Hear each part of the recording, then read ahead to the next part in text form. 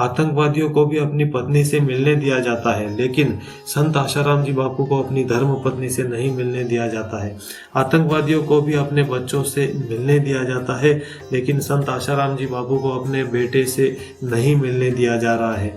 आतंकवादियों को भी अपनी बेटी से मिलने दिया जाता है, लेकिन संत आशाराम जी बापू को अपनी बेटी से नहीं मिलने दिया जाता है।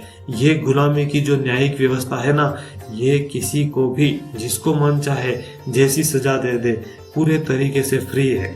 जज की कोई अकाउंटेबिलिटी नहीं है, जज के लिए कोई सेट नॉर्म्स नहीं है।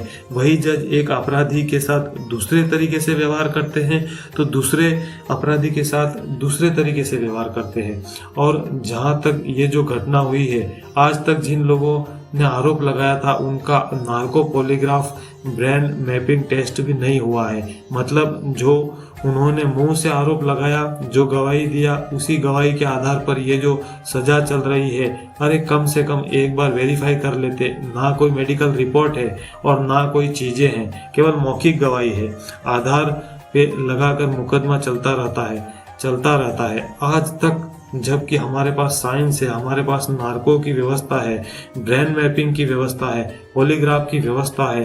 अरे दोनों का कर लो और चलो एक बार प्रूफ भी हो गया, मान लिया कि आशाराम जी ही दोषी हैं, तो दोषी तो अजमल कसाब भी था, दोषी तो बड़े बड़े माफिया डॉन भी हैं, दोषी तो बड़े बड़े राजनेता भी हैं। उनको कैसे बेल मिली हुई है? वो बाहर घूम रहे हैं, पार्टी बना रहे हैं, पार्टी का प्रचार कर रहे हैं, सिंगापुर में इलाज भी करा रहे हैं, उनको बेल मिल सकती है। जबकि संत आशाराम जी बापू कह रहे हैं कि भैया हमको एक काम करो, बस एम्स में मत भेजो, हमको एलोपैथी से इलाज मत कराओ, हमको कहीं ऐसी जगह भेज दो जहां आयुर्वेद से इलाज होता हो। मगर उनको पैरोल नहीं मिलती है। कितने सफेदपोश नेता हैं जो सजा याफ्ता हैं, दोषी हैं और बाहर घूम रहे हैं, पार्टी बना के बैठे हुए हैं, पार्टी अध्यक्ष बन के बैठे हुए हैं। और एक हमारे भारतीय संत आशाराम जी बापू, जिन्होंने पूरी जिंदगी घर वापसी कराई, पूरी जिंदगी उन्होंने आदिवासियों के एरिया में जाकर मिशनरियों को रोका, धर्मांतरण को रोका, घुसपैठ को रोका।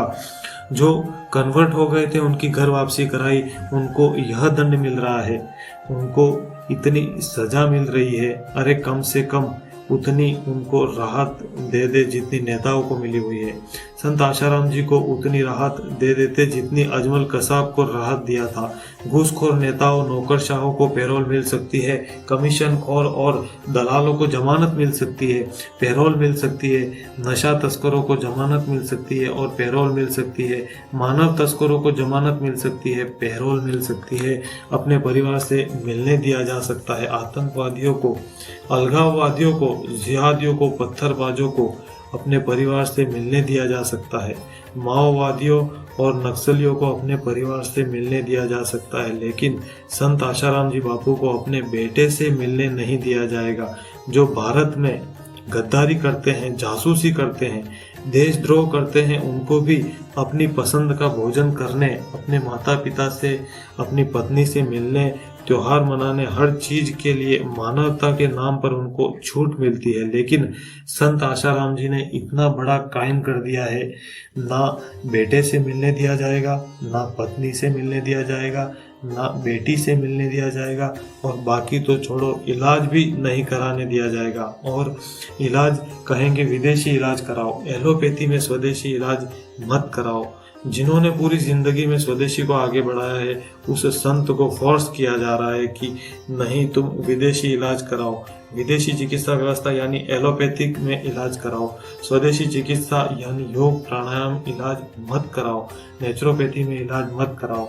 मैं जज साहब से हाथ जोड़ के विनती करता हूँ, आपने बड़े मुकदमे देखे होंगे, आपने बहुत फैसले दिए होंगे, एक बार याद रखिएगा, अगर संत आशाराम जी दोषी हैं, यह तो आप जानते होंगे।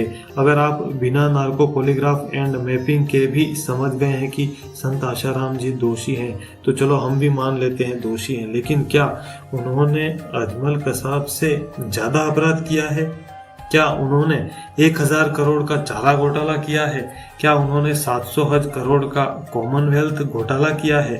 क्या उन्होंने 1,76,000 करोड़ का 2G घोटाला किया है?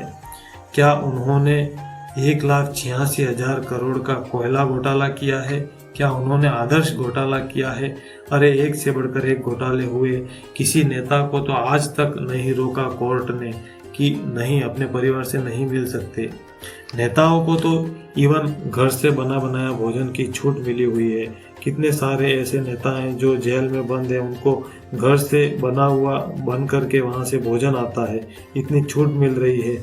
और एक संत वृद्ध हो चुके हैं और अस्वस्थ हैं और केवल इतनी मांग कर रहे हैं कि हमको योग प्राणायाम नेचुरोपैथी में इलाज करा दो, केवल हमारा आयुर्वेद में इलाज करा दो। इस अवस्था में भारत छोड़कर कहीं भाग नहीं जाएंगे। इस अवस्था में ऐसा भी नहीं है कि वह किसी का और का मर्डर कर देंगे। इस अवस्था में और कुछ तो कर नहीं सकते, कम से कम मानवता के आधार पर। और संत आशाराम जी के पुराने कार्यों को देख लीजिए। लाखों लोगों की घर वापसी कराई है उन्होंने, लाखों लोगों को धर्मांतरित होने से बचाया है। दलितों और आदिवासियों के बीच में एक बार आप जाकर सुनिए, आपको पता चलेगा उन्होंने क्या क्या परहित के कार्य किए हैं। जैसे आतंकवादियों के ऊपर मानवता की दुहाई देकर काम हो रहा है, उसी प्रकार इन संत का भी मानवाधिकार है, उनको भी आयुर्वेदिक उपचार का पूरा अधिकार है। पूरे देश भर में सनातनी हिंदू एवं पूज्य बापूजी के भक्त शांतिपूर्ण तरीके से आंदोलन कर रहे हैं एवं रैलियां निकाल रहे हैं। अपने अपने क्षेत्र के विधायक, सांसद एवं जिला कलेक्टर को ज्ञापन भी सौंप रहे हैं, जिसमें निवेदन किया गया है कि परम पूज्य संत श्री आशाराम जी बापू का स्वास्थ्य खराब होने के कारण उन्हें आयुर्वेदिक उपचार हेतु पैरोल दी जाए। इसी संदर्भ में लखनऊ के सांसद दिनेश शर्मा जी ने ट्वीट करते हुए प्रधानमंत्री नरेंद्र मोदी एवं गृह मंत्री अमित शाह समेत अन्य नेताओं को टैग भी किया है।